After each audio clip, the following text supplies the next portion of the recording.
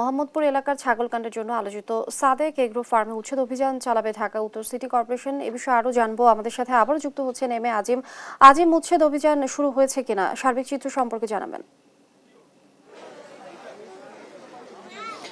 সকালে 10টায় যে উচ্ছেদ অভিযানটি শুরু হওয়ার কথা সেটি কিন্তু বলা চলে এখনো আনুষ্ঠানিকভাবে সেই উচ্ছেদ অভিযানটি শুরু হয়নি। সিটি কর্পোরেশন থেকে এখনো উচ্ছেদ টিম এখানে পৌঁছায়নি।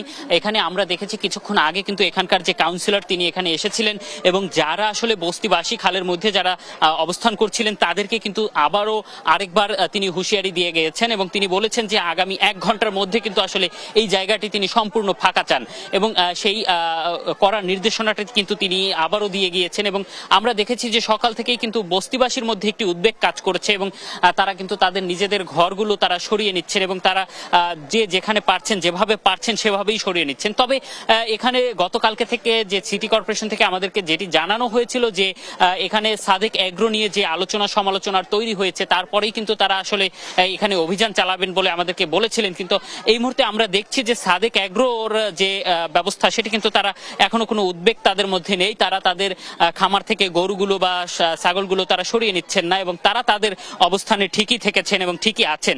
সেই প্রশ্নটিও কিন্তু আমরা এখানের কাউন্সিলরকে করেছিলাম।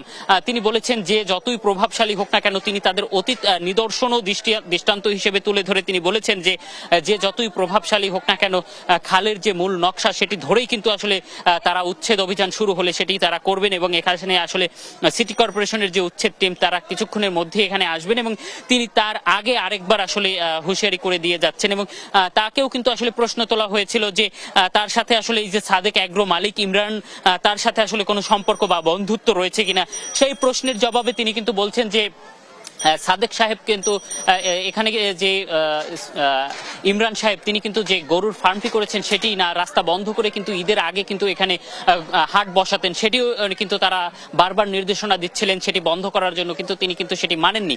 তো বলা চলে যে আসলে এখানকার যে সাদেক এগ্রোর যে মালিক ইমরান সাহেব তিনি কিন্তু আসলে সব বাধা উপেক্ষা করেই বহাল তবিয়াতে এখানে তার ব্যবসাটি চালিয়ে যাচ্ছিলেন এবং সবশেষ আসলে যে তার বিরুদ্ধে যে অভিযোগটি এসেছে তারপরে এখন আসলে দেখার বিষয় যে তার এগ্রোটি আসলে খালের মধ্যে থাকা অবস্থায় আসলে উচ্ছেদ হয় কিনা।